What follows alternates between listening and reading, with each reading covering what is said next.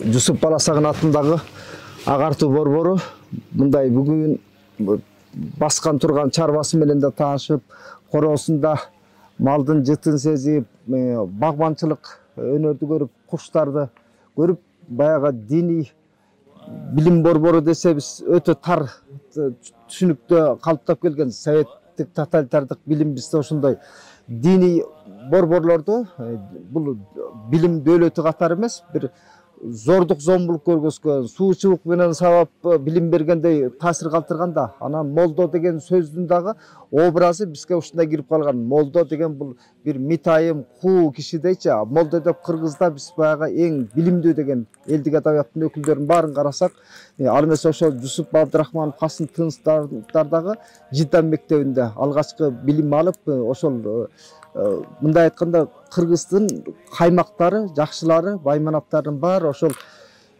медреселерден билим алып, биз бала кезде окуганда дагы молдолор ошо кургак Куранды жаттатып, баягы тоту куштай кылып тарбиялайт деген түшүнүк менен чоңойгонбуз. Анан биз ошо менен, ошол шар менен, ошол түшүнүк менен келдик дагы, баягы дават жайылткандарды терс кабыл алган пикир бизде установка болуп калган. Бирок бүгүнкү күндө коомдук сапат кыйла мындай эталонный көтөрүлүш болду да, бүгүнкү күндө даватчылардын арасында агартуучулар көп болду да. Анан момундай диний окуу жайлар бул жөн гана бир ошол кургак билимди окуткан эмес, көңүл рухий уютку болуп калганына.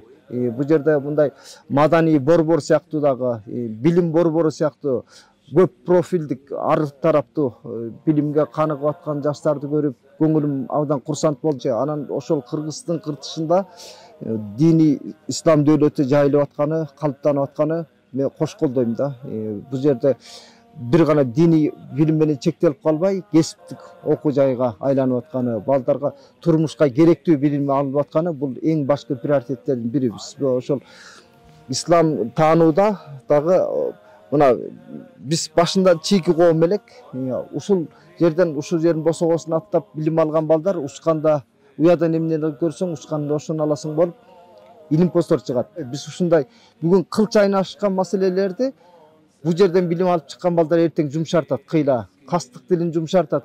Келечекте буюрса ушул жерде билим алып чыккан жаштар кантип баягы исламдын алтын доорундагы баалуулуктарды ачар, жалпы адамзат баалуулугун ойлонгон. Кыргызстан бул жөн эле билим берүү борбору эмес, бул исламдын дөөлөтүн тааныткан, исламдын илиминин бешиги бир эле араб өлкөлөр эмес, Кыргызстандагы ислам дөөлөтүнүн бешиги болуп калганга, ошо ушундай окуу жайлар калыптанып, ушул жерден аалымдар чыгып, рухий лидерлер, көрөсөндөр, көсөмдөр чыкса, биздин коомдун көрөнгөсү артат. Сиздердин уюштурганыңыздарга абдан рахмат. Мен үчүн да бир көңүл курсант боло турган бүгүн жакшы бир жай болду.